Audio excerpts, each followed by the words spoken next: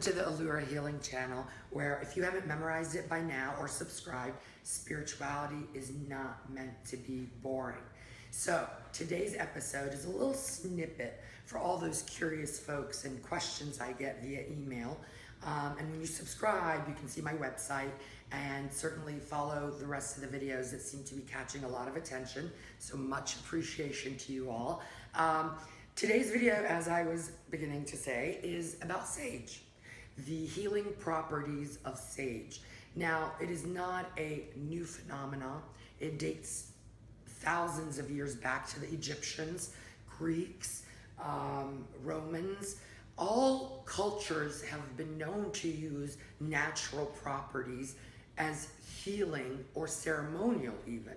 It has become a bigger wave because, as it has been shown, Americans love to be scared. So with the vibrations of high and low, good, evil, lots of sage has been used to do cleansing.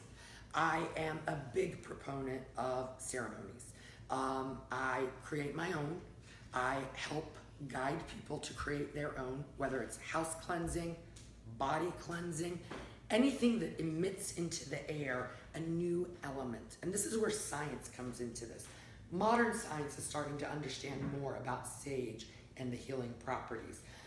Middle Eastern cultures actually digest it. In Germany, I believe I read up, and please Google, research. I'm a proponent of you educating yourself, not just following my guidance. But in Germany, they do ingest it, or, believe it or not, when dipped in tea, use it as an anti-inflammatory. I personally use a different kind of sage meant for cooking in my teas. The teas are brewed. You can drink warm or cool. I always like tepid temperatures for water so as not to shock our system. Believe it or not, ladies, are you ready?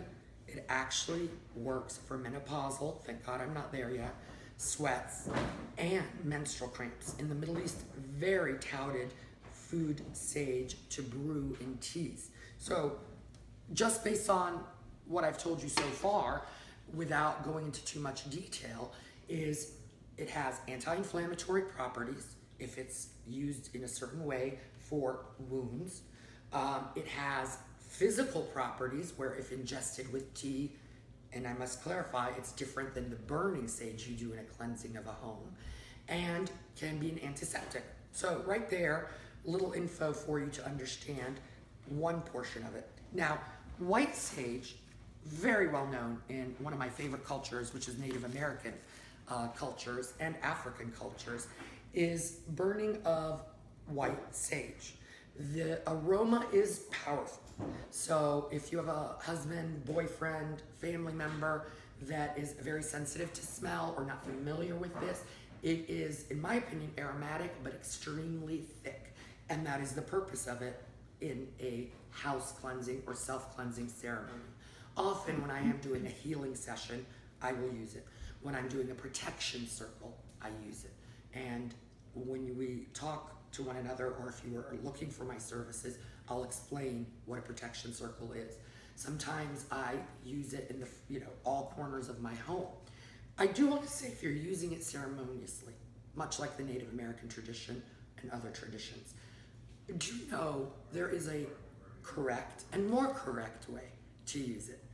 With ghosts, spirits of low vibrations, you may, just full disclosure, open a can of worms you may not be able to handle. Why?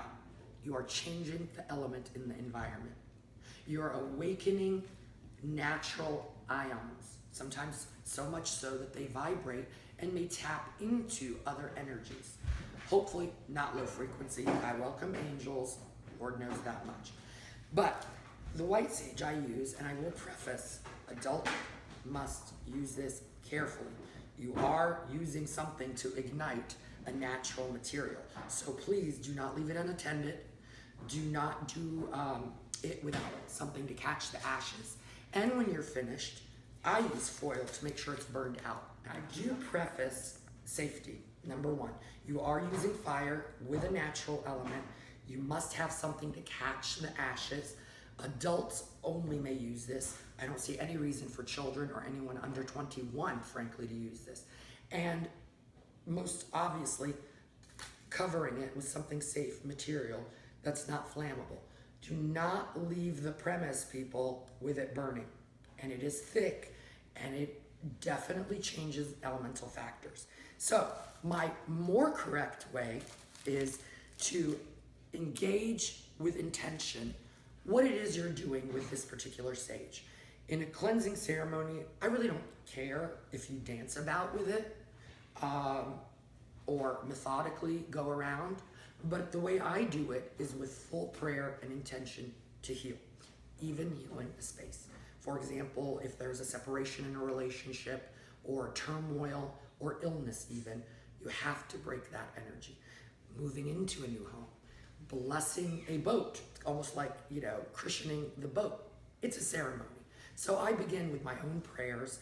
As a writer and poet, I rhyme them, I use nature, beautiful verses, and blessings. And my more correct way would be to begin in the center of a home, going clockwise.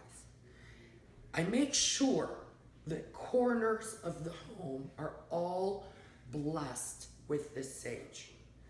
And every corner that I attempt to cleanse is always with a blessing. It doesn't have to be anything elaborate. Beauty, love, healthy children, wealth in the best form.